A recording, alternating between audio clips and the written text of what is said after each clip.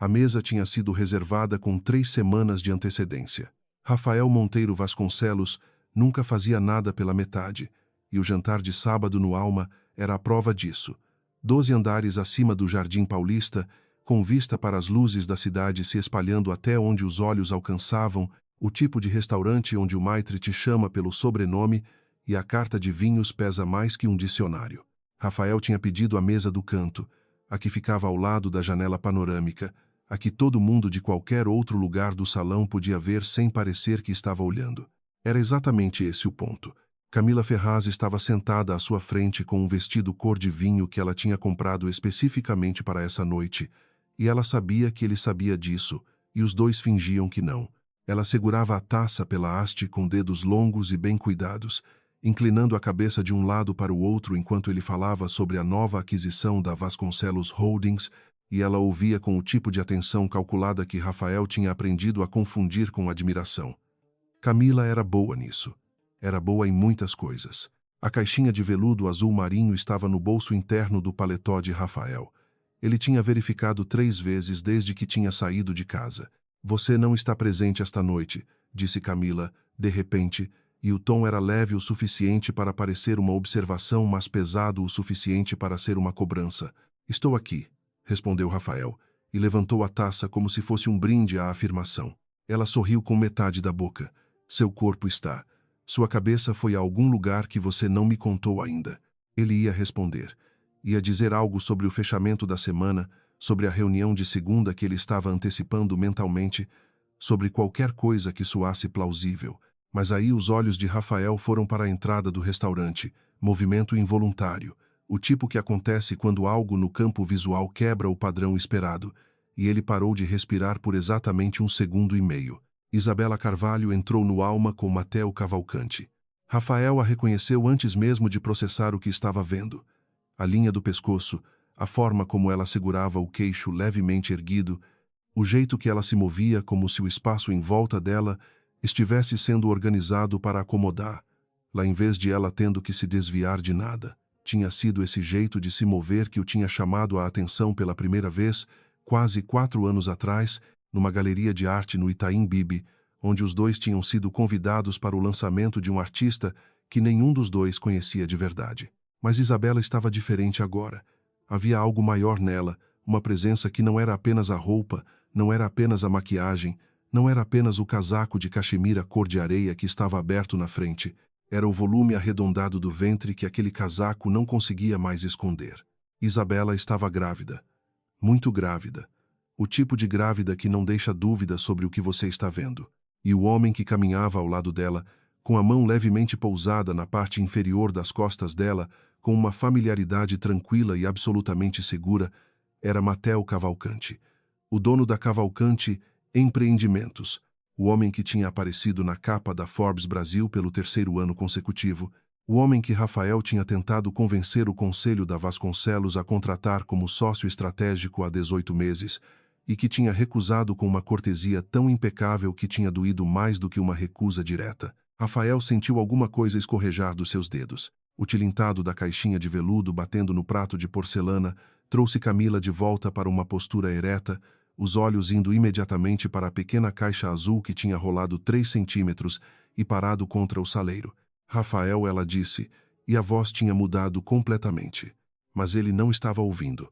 Os olhos de Rafael tinham seguido Isabela enquanto o maitre a conduzia com Mateo para uma mesa no outro lado do salão, não longe o suficiente, não perto o suficiente, exatamente na distância perfeita, para que ele pudesse ver tudo sem poder ouvir nada. Mateo puxou a cadeira para ela. Isabela se sentou com aquele movimento cuidadoso que as pessoas grávidas têm, a mão esquerda indo brevemente para o lado do ventre, e então ela levantou os olhos. Os olhos de Isabela encontraram os de Rafael. Não foi um momento longo, foram talvez 2 segundos, 3 no máximo, tempo suficiente para Rafael ver que ela não tinha se surpreendido, o que significava que ela já tinha notado ele antes, que ela provavelmente tinha visto ele antes de entrar, que ela tinha decidido entrar de qualquer jeito. Os olhos dela desceram por um movimento quase imperceptível na direção do próprio ventre, e depois voltaram para Rafael com uma expressão que ele não conseguiu nomear imediatamente, porque ele nunca tinha visto ela olhar assim para ele antes. Não era raiva, Não era tristeza. Não era nem o orgulho ferido que ele tinha esperado encontrar ali, algum dia, quando esse momento inevitável chegasse. Era a expressão de alguém que tinha tomado uma decisão difícil, tinha convivido com ela por tempo suficiente para fazer as pazes, e estava olhando para o passado de uma distância que já não doía da mesma forma. Depois disso, Isabela desviou o olhar com a mesma facilidade com que você vira a página de um livro que já terminou e inclinou a cabeça na direção de Mateo, que estava dizendo alguma coisa, e sorriu. Rafael. A voz de Camila cortou o ar entre eles como uma faca. O que é isso? Ele olhou para a caixinha no prato. Para os dedos de Camila que a tinham pego e estavam segurando com uma tensão que ela estava tentando disfarçar de curiosidade. Para o salão inteiro do Alma que continuava existindo normalmente ao redor deles, copos se enchendo, conversas acontecendo, garçom se movendo em silêncio com eficiência coreografada. Era um anel, disse Rafael. Camila abriu a caixinha. A pedra captou a luz das velas e jogou pequenos reflexos nas suas maçãs do rosto. Era? Ela repetiu baixinho. Ele não respondeu imediatamente. Estava tentando fazer as contas. Isabela tinha terminado com ele há quanto tempo? 6 meses? 7? Ela tinha dito que não estava funcionando, que ela precisava de algo que ele não estava conseguindo dar, que ela não ia ficar esperando que ele decidisse se ia tratar ela como uma prioridade ou como uma conveniência. Ele tinha achado que ela estava exagerando. Tinha achado que ela ia recuar. Tinha ficado irritado com a forma que ela tinha empacotado as coisas que estavam na gaveta do apartamento dele e tinha saído sem fazer cena, como se sair sem fazer cena fosse uma forma de desrespeito. Agora ele estava calculando semanas. Estava contando para trás. Estava parando no número que aparecia no final da conta e ficando muito quieto por dentro. Camila, ele disse finalmente. Não. Ela fechou a caixinha com um clique seco. Você vai me explicar por que você acabou de ficar pálido olhando para aquela mulher grávida do outro lado do salão. Não é o que você está pensando. Rafael. Ela colocou a caixinha sobre a toalha de mesa com uma delicadeza que era mais ameaçadora do que qualquer gesto brusco poderia ser. Eu sei exatamente quem é Isabela Carvalho. Eu soube desde o primeiro mês que nós começamos a sair. Você pensa que eu não fiz minha pesquisa? O garçom se aproximou com o prato principal e Rafael levantou a mão numa recusa silenciosa que o fez recuar. O homem desapareceu com uma habilidade que só anos de treinamento conseguem produzir. Ela não tem nada a ver com o que eu sinto por você, disse Rafael, e soou verdadeiro enquanto estava saindo da boca, mas também soou como a resposta errada para a pergunta errada. Camila olhou para ele por um longo momento. Depois pegou a taça de vinho, bebeu o que restava e pousou o copo com aquela mesma delicadeza controlada. A diferença entre você e eu, disse ela, é que eu sei exatamente o que quero, e você ainda não sabe. Ela pegou a bolsa. Não pegou a caixinha. Quando ela se levantou para ir embora, Rafael percebeu que o Maitre estava se aproximando para acomodar a saída dela com a mesma discrição profissional de sempre e que em nenhum momento nenhuma das outras mesas tinha prestado atenção no que estava acontecendo ali e que do outro lado do salão Isabela estava rindo de alguma coisa que Mateo tinha dito, com a cabeça levemente inclinada para trás e os ombros relaxados, e que ela parecia completamente, serenamente bem. Rafael ficou sozinho à mesa mais cobiçada do Alma, com um anel que ninguém tinha aceitado e uma conta que ele mal tinha tocado, e olhou para as luzes da cidade lá embaixo sem ver nenhuma delas. O garçom voltou com uma cautela profissional. O senhor deseja algo? Rafael passou a língua nos lábios. A conta, disse ele. Mas antes de se levantar, os olhos foram uma última vez para a mesa de Isabela.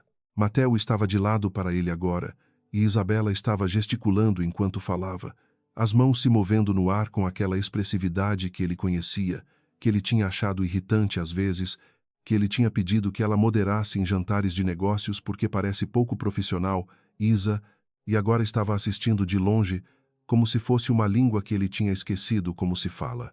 Ela não olhou para ele de novo aquela noite. Às 2 da manhã, Rafael estava no escritório. Não o escritório da Vasconcelos Holdings no Itaim, com suas salas de reunião envidraçadas e a vista do parque.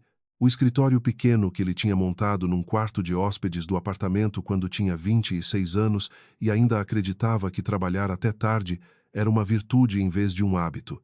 Ele nunca tinha desmontado aquele escritório mesmo depois de ter mudado para um apartamento maior, mesmo depois de ter a cobertura inteira do Jardim América com 3 salas que poderiam servir para essa função. Vinha aqui quando precisava pensar sem a sensação de que o espaço estava tentando impressioná-lo. A tela do notebook mostrava o perfil público de Matteo Cavalcanti no site da Cavalcanti Empreendimentos.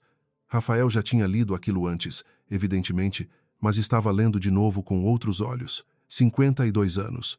Paulistano de família italiana. Licenciado em Engenharia Civil pela USP, MBA pelo INSEAD, havia construído a empresa a partir de uma construtora regional que tinha herdado do pai e transformado num conglomerado com operações em 15 estados. Nunca tinha se casado. Sem filhos conhecidos. Sem filhos conhecidos. Rafael fechou o notebook.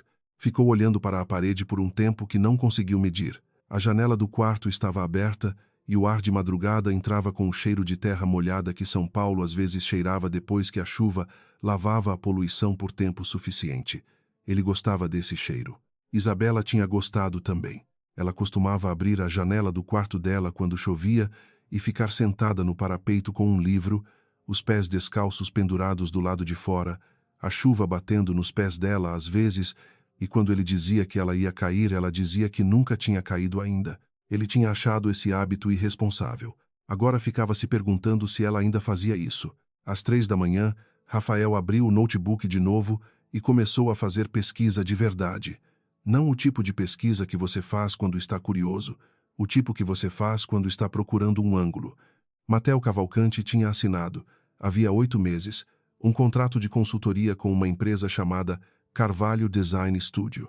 Rafael nunca tinha ouvido falar dessa empresa. Ela não tinha aparecido em nenhum contexto de negócios que ele frequentava.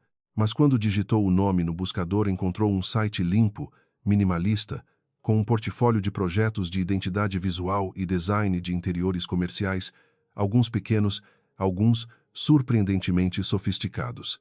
A diretora criativa e sócia fundadora era Isabela Carvalho. Rafael ficou olhando para a foto dela na página sobre nós por mais tempo do que pretendia. Era uma foto profissional, luz natural, ela estava de perfil para a câmera e olhando para alguma coisa fora do quadro. A foto não mostrava a gravidez, o que significava que tinha sido tirada antes. A empresa tinha sido registrada havia 17 meses. Ela tinha começado sozinha, com uma sócia de operações cujo nome era Priya Nair, e tinha crescido para uma equipe de 8 pessoas de acordo com o LinkedIn. O contrato com a Cavalcanti Empreendimentos tinha sido o maior que a empresa tinha assinado. E havia também, Rafael percebeu agora, um segundo contrato, mais recente, com uma rede de hotéis boutique cujo sócio majoritário era um fundo de investimento no qual Matteo Cavalcanti tinha participação. Rafael fechou o notebook pela segunda vez e ficou sentado no escuro, pensando. O problema não era Matteo Cavalcanti. O problema era que Rafael não conseguia deixar de calcular. 6 meses desde a separação. 7 talvez. O ventre de Isabela parecia entre 6 e 8 meses. Mas ele não era médico, podia estar errando. E mesmo que não estivesse errando, mesmo que os números fechassem exatamente, isso não significava nada necessariamente. Ela podia ter começado algo novo antes de terminar com ele. Não seria a primeira vez que relacionamentos se sobrepunham, mas a cara que ela tinha feito. A forma que ela tinha olhado para o próprio ventre no segundo em que os olhos deles tinham se encontrado. Aquele movimento tão pequeno, tão breve, que ninguém mais teria notado. Às 4 da manhã, Rafael ligou para Augusto Fonseca, o advogado que cuidava das questões mais delicadas da holding. Augusto atendeu na terceira chamada com a voz de quem aprendeu que ligações de madrugada do seu principal cliente não devem ir para o correio de voz.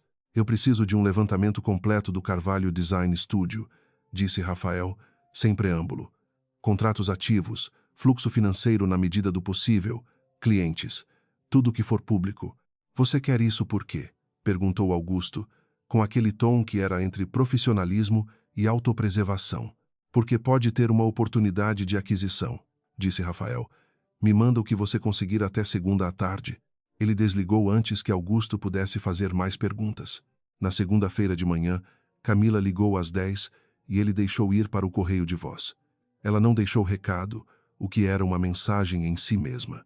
Às 11, a assessora de imprensa da Vasconcelos mandou um e-mail pedindo aprovação para uma nota sobre o jantar do Alma, porque alguém tinha postado uma foto no Instagram de Camila saindo sozinha com uma expressão que tinha começado a gerar especulações em algumas páginas de fofoca corporativa. Rafael aprovou a nota que dizia que os dois eram amigos próximos com projetos em comum e que o jantar tinha sido uma reunião de negócios. Ele sabia que Camila ia ler aquilo e ficar furiosa. Não fez nada a respeito. Às 2 da tarde, Augusto enviou o levantamento que tinha pedido. Rafael leu no escritório com a porta fechada, mandando de volta para a assistente todos os e-mails que tentavam entrar na sua agenda nas horas seguintes. O Carvalho Design Studio estava bem. Não espetacularmente bem, não o tipo de crescimento que faz manchetes no valor econômico, mas solidamente bem. Margem operacional positiva desde o 8º mês de funcionamento, carteira de clientes diversificada o suficiente para não depender de nenhuma conta única, reputação limpa no mercado com fornecedores pagos em dia.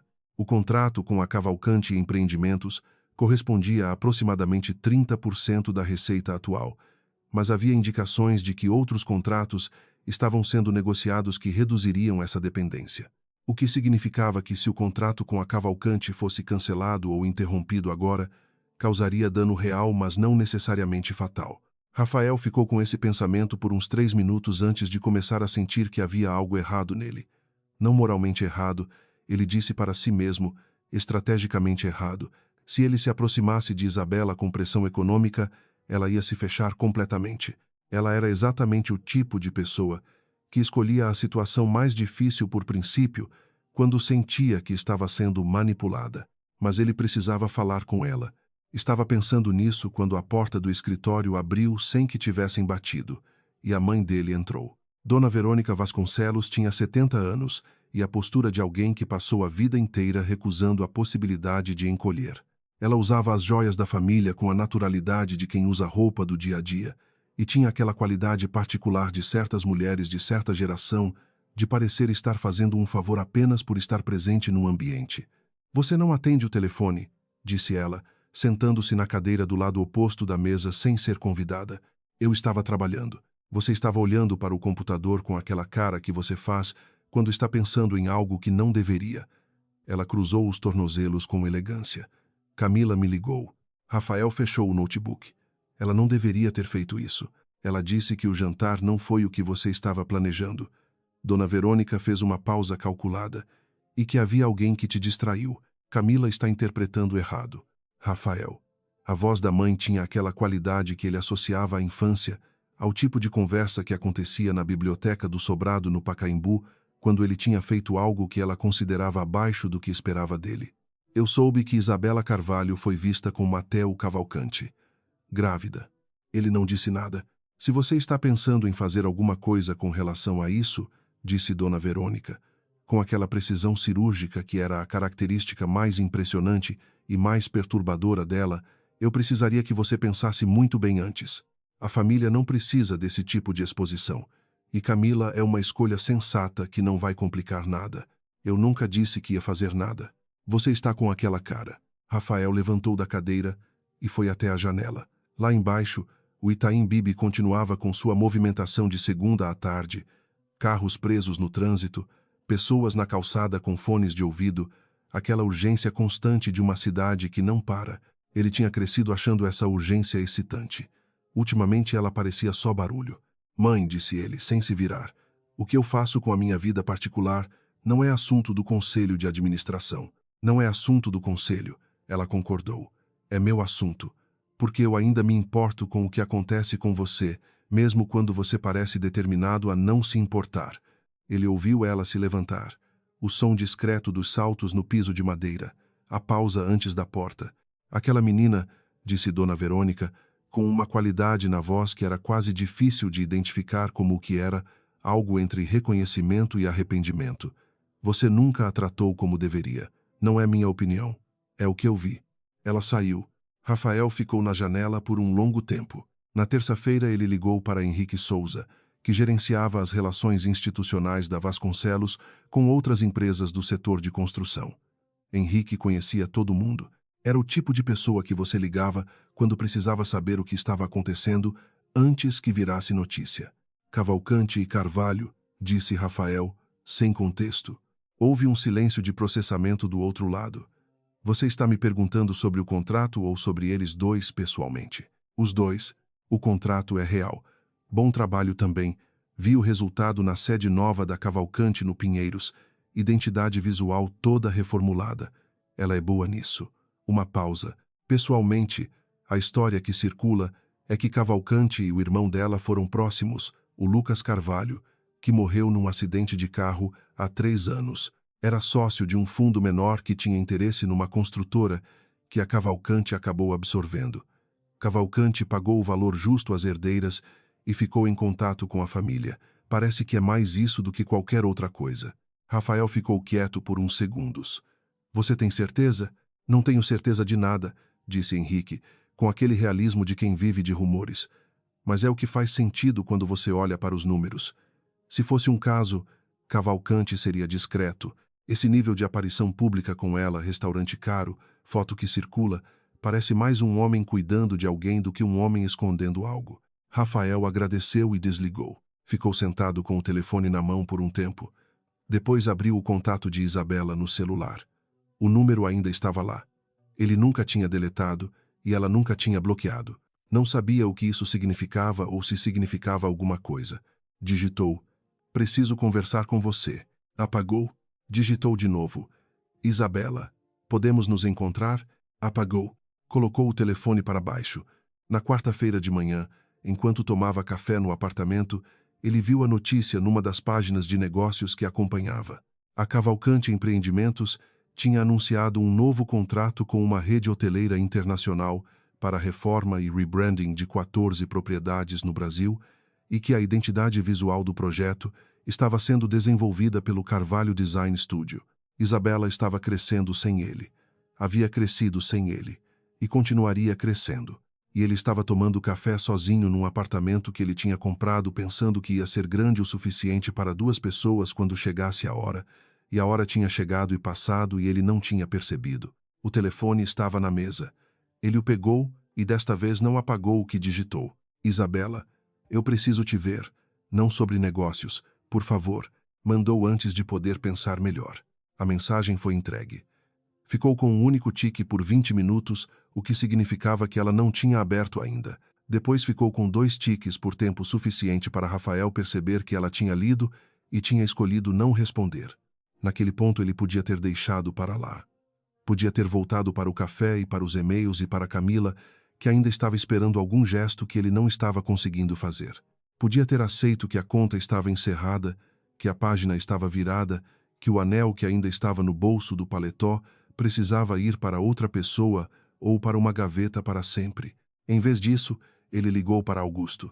"Aquele levantamento do Carvalho Design Studio", disse Rafael. "Eu quero que você verifique se há algum ponto de vulnerabilidade no contrato com a Cavalcante, se há cláusulas de exclusividade que possam conflitar com alguma coisa." O silêncio do outro lado durou o tempo de uma respiração. "Rafael, você está me pedindo para encontrar um motivo para prejudicar um contrato de uma empresa que não tem nenhuma relação com a Vasconcelos. Estou pedindo para você fazer uma análise jurídica. Estou te dizendo que isso pode ter consequências." "Augusto." Uma pausa. "Eu mando até amanhã." Isabela sabia que Rafael tinha ligado para o escritório.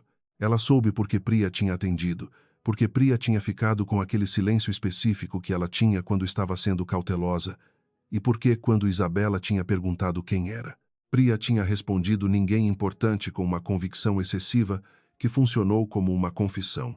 Levou mais 2 dias para que o resto chegasse.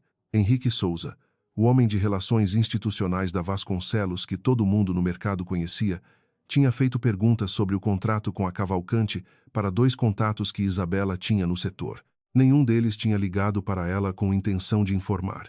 Ela tinha ficado sabendo por acaso, numa conversa sobre outra coisa, da forma que às vezes você fica sabendo das coisas mais importantes. Na quinta-feira de manhã, ela estava sentada à mesa grande do estúdio, que ficava num galpão reformado na Vila Madalena com pé, direito alto e paredes de tijolos à vista, que ela mesma tinha insistido em manter quando tinha feito a reforma do espaço. A equipe estava chegando aos poucos, café sendo passado, computadores sendo ligados, a energia de começo de dia que ela geralmente gostava e que hoje estava chegando através de uma camada de vidro. Matel ligou às 9 e ela atendeu na primeira chamada. "Você soube", disse ele. Não era uma pergunta. "Soube de parte", ela respondeu. O suficiente. Ela ouviu ele se mover do outro lado, o som de uma cadeira, de uma porta sendo fechada.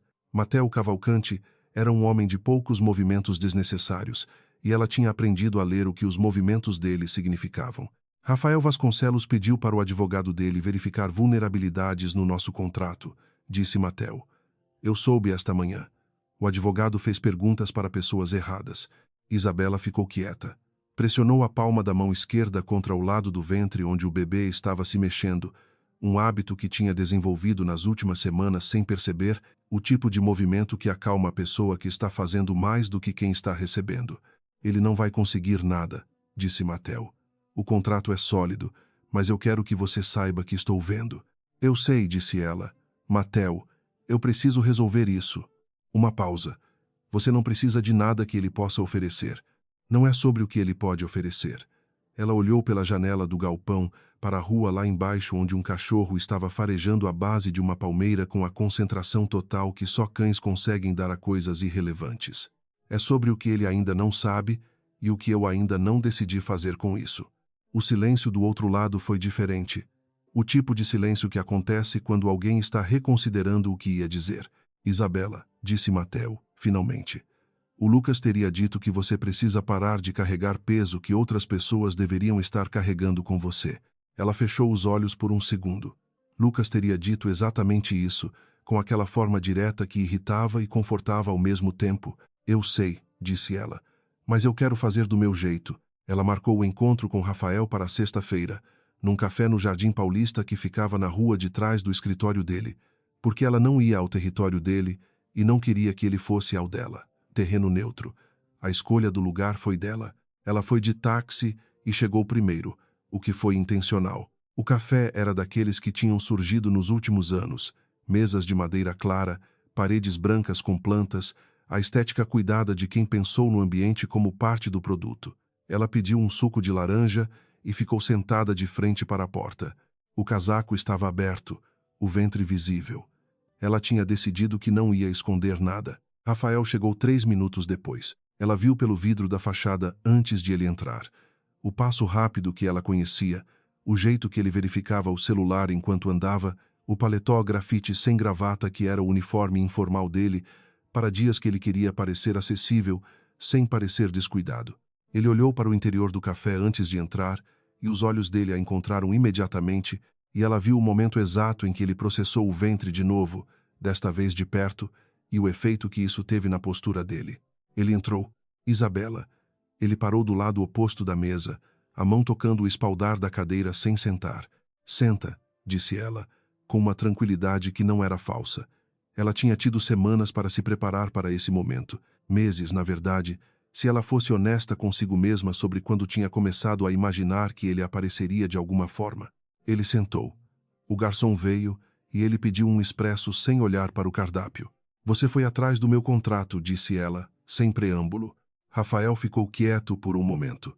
Eu fiz uma consulta jurídica de rotina. Rafael. Ela inclinou levemente a cabeça. Você me mandar uma mensagem dizendo que precisa me ver e 2 dias depois seu advogado estar ligando para pessoas do meu setor não é coincidência. Ele não negou. Eu precisei de um pretexto. Para o quê? Para te ver. Ele olhou para a mesa. Eu precisava de uma razão para que você não ignorasse. Eu já tinha ignorado sua mensagem. Eu sei. O expresso chegou e ele não tocou. Por isso o pretexto. Isabela olhou para ele por um momento. Rafael Monteiro Vasconcelos, com 41 anos, tinha a mesma cara que tinha quando ela tinha se apaixonado por ele, aquela estrutura óssea favorecida pela genética e pelo dinheiro suficiente para nunca ter passado privação física, aqueles olhos castanhos que às vezes pareciam quentes e às vezes pareciam calculistas dependendo de quanto ele estava na defensiva. Ela tinha gostado dele de verdade. Isso tornava tudo mais difícil de uma forma que ela tinha aprendido a não negar para si mesma. Então você veio aqui me dizer que usaria vulnerabilidades legais para forçar um encontro, disse ela. Isso é o que está acontecendo? Não. Eu vim aqui porque... Ele parou, passou a mão pelo cabelo, um gesto que ela reconhecia como a versão dele de admitir que estava sem o controle que normalmente mantinha. Eu vim aqui porque eu precisava te ver. Sem mais nada. Você não tem esse direito, Rafael. Oisai, você abriu mão desse direito quando decidiu que eu era um problema para gerenciar em vez de uma pessoa para estar ao lado. Ele ficou quieto com aquilo por um momento. Ela via ele pensar, o ritmo das expressões que passavam pela face dele e que ele estava controlando menos do que costumava. Quando você saiu, disse ele, finalmente, eu achei que era mais fácil deixar ir do que admitir que eu estava com medo do que você estava pedindo. Ela ficou olhando para ele. Era um tipo de honestidade que ela não tinha esperado, o que a deixou momentaneamente sem o patamar que tinha preparado. O que eu estava pedindo, disse ela, com cuidado, era que você decidisse se eu importava ou não, e você decidiu que não. Eu não decidi que não. Eu adiante a decisão até que ela tomou forma por conta própria. É a mesma coisa. Eu sei. Ele olhou para o ventre dela, aquele olhar que ela tinha aprendido a reconhecer nos últimos dias, aquele jeito específico de medir e calcular que ela sabia o que estava fazendo. Isabela. Não. A voz dela não subiu. Ficou exatamente onde estava. Eu só preciso saber... Não. Ela colocou a mão sobre a mesa com uma firmeza que não era agressiva, mas era absoluta. Você não tem direito a essa pergunta ainda. Você não ganhou esse direito. Ele ficou quieto. O que você ganhou, continuou ela, é a seguinte informação. Se você usar qualquer recurso da Vasconcelos Holdings para interferir no meu trabalho ou nos meus contratos, eu vou tornar público o motivo pelo qual nós terminamos. Não para te prejudicar, porque eu terminei com você e você me deve ao menos o respeito de não sabotar o que eu construí depois que você foi embora. Eu não ia realmente. Você ia.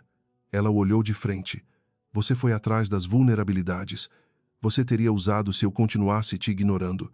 Eu te conheço, Rafael. Ele não negou de novo.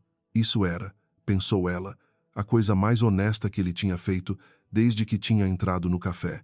O telefone dela vibrou na mesa. Ela olhou. Era Matel. Ela atendeu sem hesitar. Tudo bem?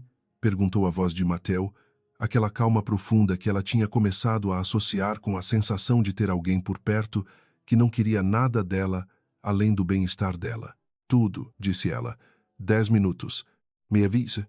Ela desligou. Quando levantou os olhos, Rafael estava olhando para ela com uma expressão que ela não tinha visto nele antes, uma mistura de coisas que ele estava controlando menos do que achava. Você está bem? Ele perguntou, e era estranho como aquela pergunta soou diferente vinda dele agora do que teria soado meses atrás. Estou muito bem, ela disse. E era verdade. Era uma verdade que tinha custado caro, que tinha passado por noites, que ela não queria revisitar, que tinha exigido uma reconstrução que ela não tinha pedido, mas tinha feito de qualquer jeito. Você vai parar de mexer nos meus contratos? Sim, e você vai me dar espaço. Isabela, Rafael. Ela o olhou direto. Eu estou te pedindo. Como alguém que um dia te importou, me dê espaço para fazer o que preciso fazer do jeito que eu preciso fazer. Ele ficou em silêncio por um momento que teve um peso diferente dos outros. E se eu te disser que quero fazer diferente? Que eu sei que fiz errado e que estou disposto a... A porta do café abriu e a mãe de Rafael entrou. Isabela não havia esperado aquilo. A surpresa durou exatamente um segundo antes de ela reconhecer o que estava vendo. Dona Verônica Vasconcelos, em seus 70 anos impecáveis, olhando para Isabela com aquela combinação específica de avaliação e julgamento que ela tinha refinado ao longo de décadas. Isabela, disse Dona Verônica, parando ao lado da mesa com a postura ereta de quem nunca aprendeu a ocupar menos espaço do que achava que merecia. Eu soube que vocês iam se encontrar. Rafael se levantou abruptamente. Mãe, eu não te chamei aqui. Eu sei. Ela não se moveu. Isabela, eu vou ser direta porque não tenho paciência para rodeios na minha idade. Você está grávida. Isso é visível. E você está se encontrando com meu filho que estava prestes a se comprometer com outra pessoa. Ela fez uma pausa. Eu preciso que você entenda que a família Vasconcelos não pode se envolver num escândalo público. Mãe, disse Rafael, com uma dureza que Isabela raramente tinha ouvido nele. Chega. Eu só estou. Chega. Ele se colocou fisicamente entre a mãe e a mesa, um gesto que tinha algo de proteção que Isabela não esperava. Você vai sair daqui agora. Dona Verônica olhou para o filho por um momento. Depois olhou para Isabela por cima do ombro dele, com aquela expressão difícil de nomear, e então deu meia volta e saiu. O silêncio que ficou tinha uma textura diferente do que tinha antes dela entrar. Isabela estava olhando para Rafael. Ele ainda estava de pé, ligeiramente virado para a direção onde a mãe tinha saído, a mandíbula contraída. Eu vou embora, disse ela, pegando a bolsa. Isabela. Ele se virou. Eu não sabia que ela viria. Você precisa acreditar. Eu acredito, disse ela. E era verdade, estranhamente. Aquele gesto tinha sido real, mas um gesto real não apagava os meses que tinham vindo antes. Mas preciso ir. Ela saiu deixando o suco de laranja pela metade. Na calçada, o ar tinha aquele cheiro leve que São Paulo às vezes tinha quando o vento vinha de uma direção boa, alguma coisa entre grama molhada e jasmim de alguma floreira de janela. Ela ficou parada por um momento, a mão no ventre, sentindo o bebê se mover com aquela regularidade calma que ela tinha aprendido a interpretar como um estado de bem-estar. O táxi estava a 2 quarteirões. Enquanto caminhava, ela percebeu que estava pensando no que Rafael tinha começado a dizer antes de ser interrompido. Ele ia dizer que estava disposto a fazer diferente. Ela não sabia o que fazer com isso. Não ainda. Mas havia algo em ter ouvido aquilo que ficou com ela pelo resto do dia, como um objeto que você coloca no bolso sem querer e só descobre horas depois. Camila Ferraz tinha aprendido cedo que o dinheiro não era um fim em si mesmo. Era o que ficava no lugar quando tudo mais desmoronava. Ela tinha visto isso acontecer com a família dela quando tinha 15 anos, o pai assinando documentos numa tarde de terça com a cara de quem está desaparecendo por dentro, a mãe mantendo a postura impecável até o momento em que a porta se fechou e ela deixou cair o que estava segurando. Camila tinha jurado para si mesma, naquela tarde, que nunca ia estar naquela posição. A conta da família Ferraz estava negativa em 2,3 milhões de reais. O prazo com o banco era de 90 dias a partir de sexta-feira passada. Rafael Vasconcelos era a solução mais limpa disponível. Não era a única solução, mas era a mais rápida e a que exigia menos explicações públicas. Um casamento com ele trazia acesso a recursos e a uma rede que podia absorver a dívida sem que ninguém precisasse saber. Ela gostava dele genuinamente, o que tornava tudo mais fácil de executar e às vezes mais difícil de olhar direto.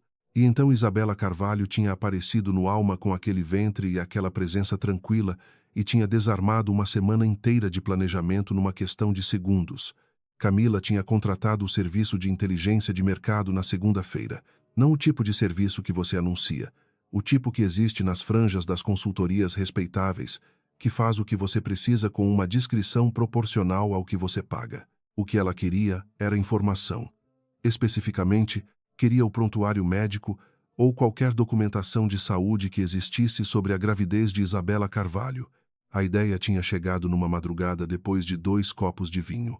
Se ela conseguisse provar que a gravidez tinha sido resultado de um caso com alguém durante o relacionamento com Rafael, a narrativa mudava completamente. Rafael ficaria com raiva de Isabela, não com aquela estranha mistura de culpa e atração que Camila tinha começado a identificar nele. E a questão da paternidade estaria encerrada antes de se tornar um problema. O rapaz que conduzia o serviço tinha dito que era possível. Tinha custado mais do que ela queria, mas ela não tinha mais a opção de escolher por preço. O material chegou na quinta-feira de manhã. Camila abriu o arquivo sentada na varanda do apartamento no Morumbi, o café esfriando ao lado enquanto ela lia. A ficha de acompanhamento pré-natal da doutora Fernanda Lira, ginecologista e obstetra, com endereço no Jardim Paulista. A data da primeira consulta confirmando gravidez. E então, a data estimada de concepção, calculada pelo ultrassom de primeiro trimestre e pela data da última menstruação. Camila leu o número 3 vezes. Depois foi ao calendário. A data de concepção estimada era uma janela de 3 semanas. Ela recuou 3 semanas a partir da data.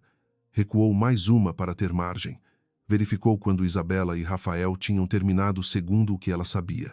A concepção tinha ocorrido no mínimo 1 mês antes do término, possivelmente 2. Camila ficou olhando para o calendário por um longo momento. O café estava frio quando ela finalmente se levantou. Ela não tinha planejado fazer o que fez em seguida. Ou talvez tivesse planejado e não tivesse admitido para si mesma, porque havia uma linha entre calcular e reconhecer que você está calculando que ela preferia não cruzar conscientemente. O contato do jornalista econômico que cobria os bastidores do mercado paulistano estava no celular dela há 2 anos, resultado de uma época em que ela tinha tentado usar cobertura positiva de mídia como ferramenta de posicionamento. Ela nunca tinha precisado usar o contato de forma menos positiva. Até agora, ela não enviou o prontuário diretamente, Porque isso teria sido ilegal de uma forma óbvia. Enviou o suficiente. As datas, o nome da médica, a indicação de onde buscar, era o suficiente para alguém que sabia o que estava fazendo. A reportagem foi ao ar na sexta-feira à tarde, numa página de fofoca corporativa com pretensões de jornalismo investigativo. O título era sobre o bebê de Isabela Carvalho e mencionava, numa construção cuidadosamente ambígua, que a data estimada de concepção gerava questões sobre a cronologia do relacionamento anterior. Não nomeava Rafael. Não precisava.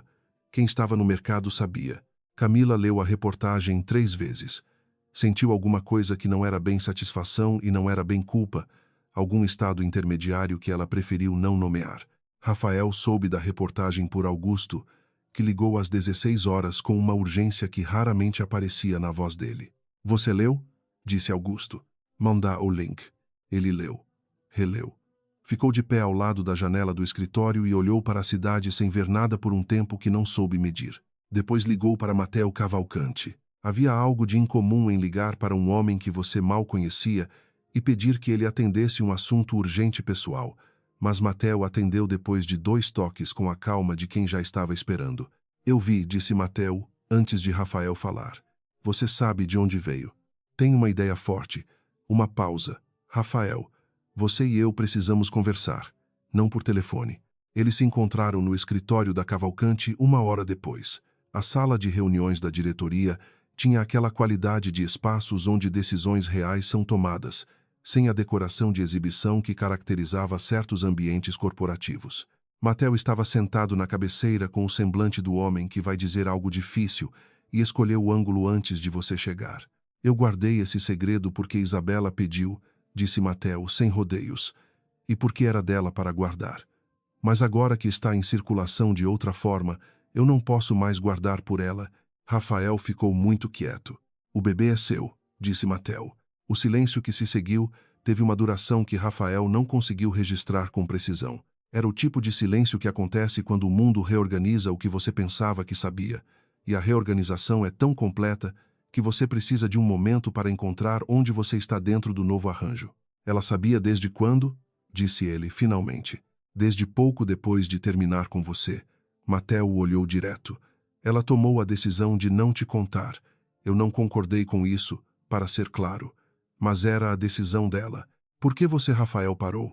Por que você ficou ao lado dela desse jeito? Publicamente, porque o Lucas era meu amigo, disse Mateo, simplesmente. O irmão dela morreu antes de ver ela construir qualquer coisa. Eu me senti em dívida com ele para fazer parte do que ele não pôde ver. Ele fez uma pausa. E porque Isabela precisava de alguém ao lado que não fosse uma ameaça nem uma dependência. Eu podia ser isso. Rafael ficou olhando para ele por um momento. Havia algo em Mateo Cavalcante que era difícil de colocar em palavras. Uma qualidade de presença que não precisava se afirmar. O tipo de pessoa que age porque considera correto e não porque está esperando reconhecimento. Onde ela está? Disse Rafael. Em casa. Uma pausa. Rafael, você precisa entender uma coisa antes de ir até ela. Ela não te escondeu isso por maldade. Ela te escondeu porque você não tinha dado a ela nenhuma razão para acreditar que você seria capaz de fazer o que esse filho vai precisar que você faça. A frase ficou no ar. Rafael ia responder. Ia dizer alguma coisa sobre como ele sabia que tinha errado, como estava disposto a provar. Mas Mateo levantou levemente a mão num gesto que não era uma interrupção. Era mais uma indicação de que ainda não tinha terminado. Eu soube que sua assessora de imprensa lançou uma nota posicionando o jantar no Alma como reunião de negócios, disse Mateo. Você tem uma decisão a tomar sobre a Camila que você não tomou ainda. E Isabela sabe disso. Rafael saiu da reunião 20 minutos depois com a sensação de que havia mais chão do que pensava entre onde ele estava e onde precisava chegar. A reportagem tinha chegado até Isabela às 15 horas, por Priya que tinha visto primeiro e mandado uma mensagem com um link e um ponto de interrogação. Isabela tinha lido no escritório com aquela serenidade aparente que às vezes era genuína e às vezes era a face que ela colocava enquanto processava por baixo. A doutora Fernanda ligou às 17. Isabela, eu preciso te dizer que eu não liberei nenhuma informação. Isso não saiu do meu consultório. Eu estou abrindo um processo de investigação interna. Eu sei, Fernanda. E ela sabia. Havia um número limitado de pessoas que tinham acesso a qualquer coisa que estivesse naquela reportagem. Obrigada por ligar. Depois que desligou, ela ficou sentada na mesa grande do estúdio, que estava vazio naquele momento, todo mundo tendo saído um pouco antes. A luz do final do dia entrava pelas janelas altas do galpão com aquela qualidade dourada que ela normalmente achava bonita. Ela ligou para Mateo. Eu sei, disse ele. Você sabe de onde veio. Tenho certeza suficiente. Ela respirou. Quanto tempo antes que o Rafael saiba? Uma pausa. Ele já sabe. Eu contei. O silêncio dela foi diferente do silêncio de antes. Isabela, disse Mateo. Era necessário. Você sabe disso. Eu sei. Ela fechou os olhos por um segundo. O bebê se mexeu com aquele movimento de rotina que ela tinha aprendido a identificar quase como um idioma próprio. Eu queria ter sido eu. Oisai. Mas tudo bem. Ela abriu os olhos. Vou para casa agora. Eu levo. Mateo. Eu pego um táxi. Uma pausa, e então aquele som baixo que ela tinha aprendido a reconhecer como a versão dele de rir. Tudo bem. Me avisa quando chegar. No táxi, enquanto São Paulo passava pelas janelas com aquela luz de fim de tarde que tornava tudo levemente irreal, Isabela ficou com a mão no ventre e pensou no que vinha a seguir. Não com medo, com aquela atenção cuidadosa que ela tinha desenvolvido nos últimos meses, o tipo de atenção que você tem quando sabe que o que está acontecendo vai importar por muito tempo. Rafael sabia. Mateo tinha contado e Rafael sabia. E agora havia a questão do que ele ia fazer com isso. E a questão mais importante, do que ela queria que acontecesse. E havia a outra questão, que ela ainda não tinha respondido para si mesma completamente. Se alguém tinha obtido seu prontuário ilegalmente, havia um problema muito mais sério do que ela tinha antecipado, e esse problema tinha um rosto que ela conseguia imaginar com precisão. O táxi parou no sinal. Do outro lado da janela, uma família esperava na faixa de pedestres, 2 adultos e uma criança pequena que estava pulando nas pedras do meio-fio. A mãe a segurou pelo ombro sem olhar, o movimento automático e seguro de quem fez isso 1000 vezes. Isabela ficou olhando por um momento antes do sinal abrir. Rafael ficou na frente do prédio de Camila por 4 minutos antes de entrar. Não porque estava nervoso, porque estava tentando fazer a coisa certa na ordem certa, e ele tinha percebido nas últimas semanas que frequentemente fazia as coisas na ordem errada e depois tentava corrigir trabalhando ao contrário, o que era mais difícil e causava mais dano do que teria se ele tivesse parado um momento antes de agir.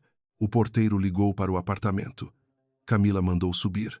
O elevador abriu no 22º andar e ela estava de pé no corredor antes que as portas estivessem totalmente abertas, com aquela postura que ele tinha aprendido a associar com a versão dela que estava na defensiva, mas não ia mostrar isso. Você viu a reportagem, disse ela. Eu vim porque preciso te dizer algo e quero que você ouça de mim, não pela imprensa. Ele ficou na entrada. Eu sei que você foi atrás do prontuário de Isabela. Eu sei que você vazou. O rosto de Camila não mudou. O que era, ele tinha aprendido. A forma que ela reagia quando estava com raiva de verdade. A raiva performática dela tinha expressão. A raiva real ficava muito quieta. Você não pode provar isso, disse ela. Posso ou não posso? Isso é secundário. Ele ficou onde estava. O que eu sei é que alguém obteve documentação médica privada ilegalmente e a usou para criar um problema para uma mulher grávida. E eu sei que essa mulher é a única pessoa que tinha razão para fazer isso e os recursos para contratar quem fizesse. Você está me chamando de criminosa no corredor do meu prédio. Estou te dizendo o que aconteceu. Rafael respirou. Camila, eu precisava te dizer pessoalmente. Eu não vou me casar com você. Não porque o que você fez, embora o que você fez seja muito sério, mas porque eu nunca devia ter chegado ao ponto de planejar um pedido sem ter certeza do que eu sentia. Isso foi injusto com você, e me arrependo. Ela ficou olhando para ele. A compostura estava intacta, mas havia algo atrás dela que estava se ajustando. Você vai voltar para ela, disse Camila. Não era uma pergunta, era um diagnóstico. Eu não sei o que vai acontecer. E era verdade, mas eu sei que não posso continuar fazendo o que eu estava fazendo. E minha situação financeira. A voz de Camila foi muito baixa. Você acha que eu não tinha razão nenhuma para estar preocupada com o que acontecia se você saísse da minha vida? Rafael ficou quieto. Havia algo no tom dela que era diferente do que ele esperava. Uma vulnerabilidade que ela normalmente mantinha muito abaixo de qualquer superfície visível. Você tem uma situação financeira, disse ele. Com cuidado. Eu não sabia da extensão dela, mas eu ouço o que você está me dizendo, e isso não muda o que eu preciso fazer. Mas você tem advogado? Você tem alguém de confiança com quem você possa sentar e olhar para as opções reais? Não é sua conta para pagar. Não é, concordou ele. Mas é uma situação que tem soluções além de uma que te obriga a estar num relacionamento que não tem base real. Camila ficou em silêncio. O corredor tinha aquela qualidade de espaços caros e bem isolados, sem o som de nada além deles dois. O vazamento, disse ela, finalmente, com uma qualidade na voz que era quase cansaço. Eu não pensei nas consequências para ela. Eu pensei nas consequências para mim. Oisai, isso não é uma admissão de nada. Eu sei disso também. Rafael se preparou para o que vinha a seguir. Camila, se houver uma investigação sobre a origem do vazamento e há razões para acreditar que haverá, eu não vou interferir. Você precisa saber disso. Ela o olhou por um longo momento. Algo mudou na expressão dela, um ajuste que era difícil de nomear, como quando uma estrutura que estava sob tensão redistribui o peso. Saia, disse ela. Sim. Ele se virou para o elevador. Rafael. A voz dela o parou. Ele se virou. Ela estava no vão da porta com aquele casaco que ela tinha comprado para o jantar do Alma, que ela aparentemente ainda usava em casa, e havia algo nela naquele momento que era mais real do que qualquer versão dela que ele tinha visto antes. Eu espero que você faça melhor do que fez. Ele não respondeu porque não havia resposta adequada para isso. Entrou no elevador.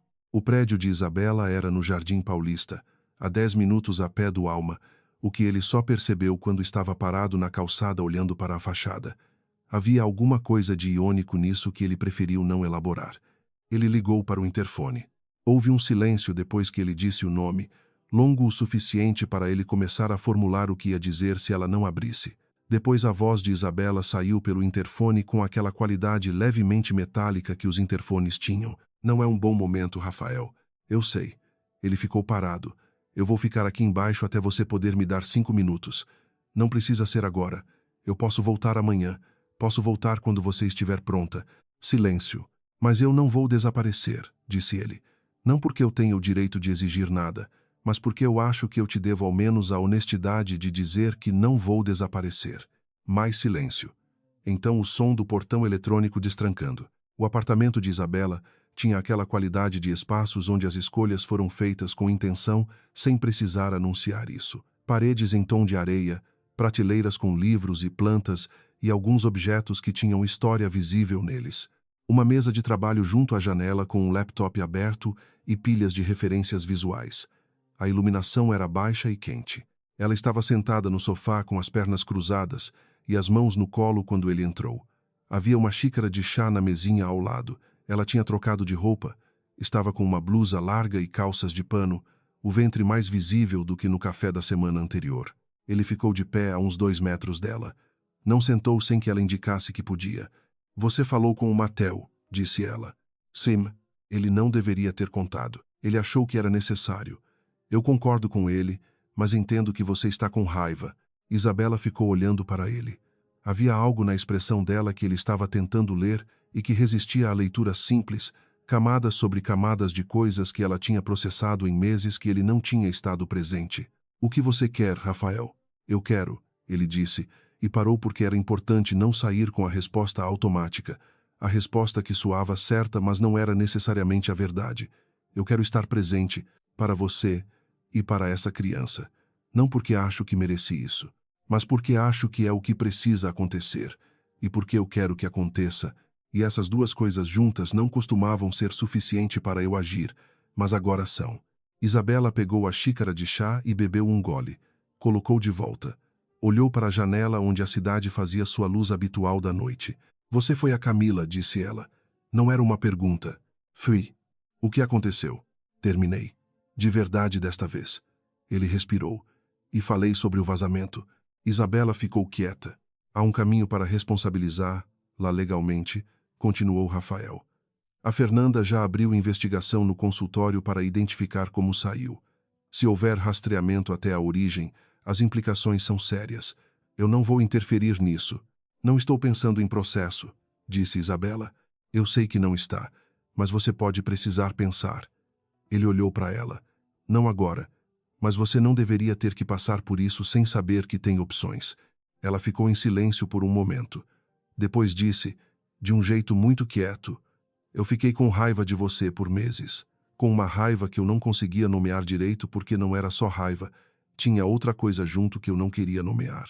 Ele não disse nada. Esperou. E então eu descobri que estava grávida, e a outra coisa que estava junto com a raiva ficou muito maior por um tempo antes de eu conseguir separar as coisas. Ela olhou para ele finalmente, de frente.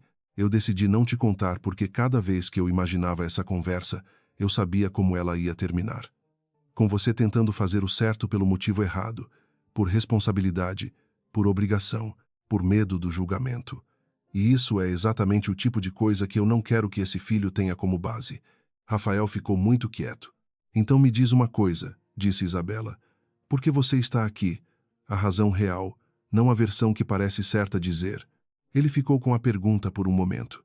O apartamento estava silencioso exceto pelo som da cidade lá fora. Porque quando eu te vi no Alma, disse ele, e vi que você estava bem, que você estava realmente bem, sem mim, sem nada que eu ofereci, construindo o que você construiu, grávida e tranquila, e com uma vida que você mesmo fez, eu percebi que eu tinha errado não porque perdi algo que queria ter, mas porque desperdicei algo que era real. Ele parou. E porque desde então, eu não consigo parar de pensar que se eu tivesse feito diferente, se eu tivesse parado de adiar, se eu tivesse tratado você como você merecia ser tratada, talvez você não tivesse precisado passar por tudo isso sozinha. E isso me persegue. O silêncio depois disso foi diferente dos outros. Isabela ficou olhando para ele.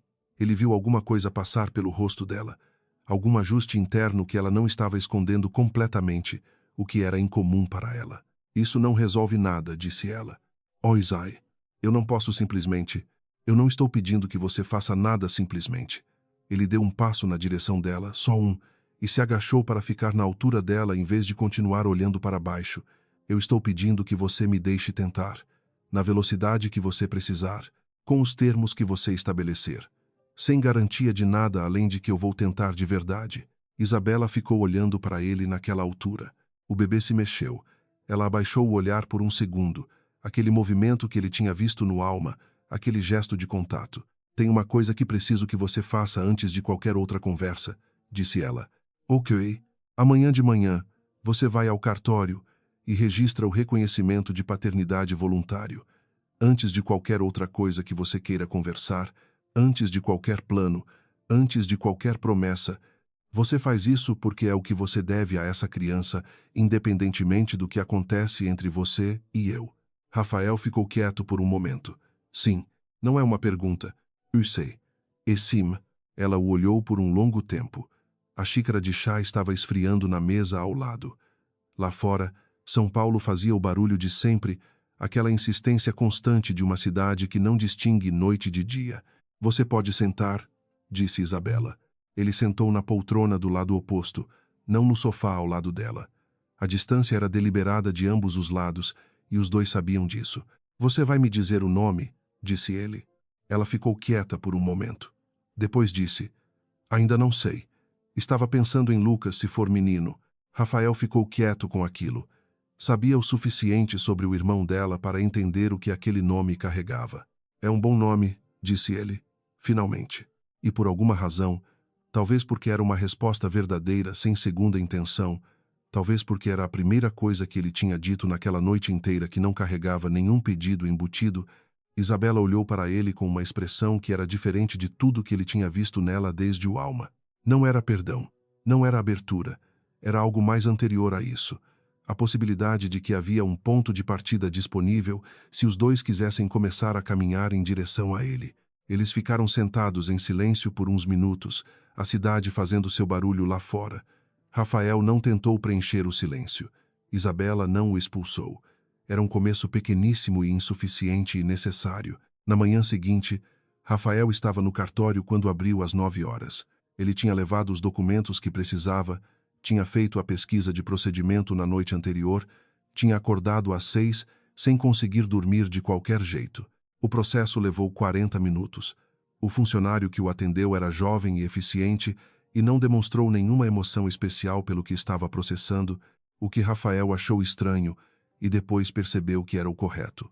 Aquilo era burocracia para o funcionário e era um dos momentos mais importantes da vida de Rafael, e as duas coisas podiam ser verdade ao mesmo tempo. Quando saiu do cartório com o protocolo no bolso, ficou um momento na calçada olhando para a rua. Enviou uma foto do protocolo para Isabela, sem mensagem, só a foto. Ela respondeu 40 minutos depois, que era o tempo de ela ter chegado ao estúdio, visto a foto, ficado com ela por uns minutos e decidido que ia responder. A resposta era um único símbolo, um visto. Rafael ficou olhando para aquele visto por um tempo considerável. Depois colocou o celular no bolso e começou a caminhar. A investigação sobre o vazamento do prontuário de Isabela resultou, 6 semanas depois, na identificação do serviço de inteligência que Camila tinha contratado. O rastreamento até ela foi feito pelos advogados da doutora Fernanda, que abriram processo por violação de sigilo médico. Camila enfrentou consequências legais sérias e a situação financeira da família Ferraz se tornou pública de qualquer forma, de um jeito que ela tinha tentado evitar através de um caminho que só acelerou o que queria evitar. Rafael não interferiu no processo, não em favor de Camila, não contra. O que havia entre ele e ela tinha terminado no corredor do 22º andar e ele não voltou atrás. A mãe dele ligou na semana depois do cartório. A conversa durou 20 minutos e foi a mais honesta que os dois tinham tido em anos, possivelmente na vida adulta de Rafael. Dona Verônica disse coisas que eram difíceis de ouvir e que eram verdadeiras. Rafael disse coisas que era difícil de dizer e que eram verdadeiras também. Eles não chegaram a um acordo sobre tudo, mas chegaram a um entendimento sobre o que Rafael ia fazer, e sobre o fato de que ele ia fazer independentemente da opinião dela, e sobre o fato de que ela podia escolher ser parte disso ou não. Ela escolheu ser parte. O Lucas Carvalho nasceu numa quarta-feira de manhã de agosto, com 3,2 kg e um choro que o médico descreveu como vigoroso, com a satisfação de quem considera isso uma boa notícia. Rafael estava na sala de espera. Isabela tinha permitido isso. Não tinha permitido que ele entrasse na sala de parto, o que ele respeitou sem discutir, e ele ficou na sala de espera por 4 horas e 40 minutos com um café que esfriou e um livro que não leu. Quando o médico saiu para dizer que estava tudo bem, que os dois estavam bem, Rafael ficou com aquela frase por um momento antes de ser capaz de responder. Ele pôde entrar meia hora depois. Isabela estava deitada com o bebê no colo, o rosto cansado com aquele cansaço específico que ele nunca tinha visto antes em pessoa, o tipo que tem junto uma qualidade que é difícil de nomear. O bebê era pequeno e enrugado, e tinha aquele aspecto de coisa recente que recém-nascidos têm, aquela aparência de que o mundo ainda está sendo uma surpresa constante. Rafael ficou parado perto da porta. Isabela levantou os olhos. "Pode chegar." Ele chegou. Ficou do lado da cama, olhando para o bebê que ela segurava, para os dedos minúsculos, para a seriedade com que aquela criança estava encarando a existência. "Oi, Lucas", disse Rafael baixinho. O bebê não respondeu, evidentemente, mas fez algum movimento de boca que o médico provavelmente chamaria de reflexo e que Rafael, naquele momento específico, não chamou de nada porque estava com a garganta fechada de um jeito que ele não esperava. "Você pode segurar se quiser", disse Isabela. Ele olhou para ela. "Você tem certeza? Não vou te oferecer se não tivesse." Ela ajustou o bebê com aquele cuidado que já tinha um jeito que parecia antigo mesmo sendo novo. "Senta aqui." Ele sentou na cadeira ao lado da cama. Isabela passou o bebê para ele com instruções práticas sobre como apoiar a cabeça, sobre o ângulo, sobre não ter medo de segurar firme. Ele seguiu as instruções. O Lucas cabia nos seus braços com uma facilidade que o surpreendeu. Era sólido, presente, real de um jeito que cortava qualquer abstração que ele pudesse ter construído sobre o que esse momento seria. "Ele tem o nariz da sua família", disse Isabela. Rafael olhou para ela. Ela estava olhando para os dois com uma expressão que ele não conseguiu nomear completamente, que tinha cansaço e cuidado e algo mais que ele preferiu não tentar definir com pressa. "Isabela", disse ele. Eu sei o que você quer", disse ela. "Mas hoje não."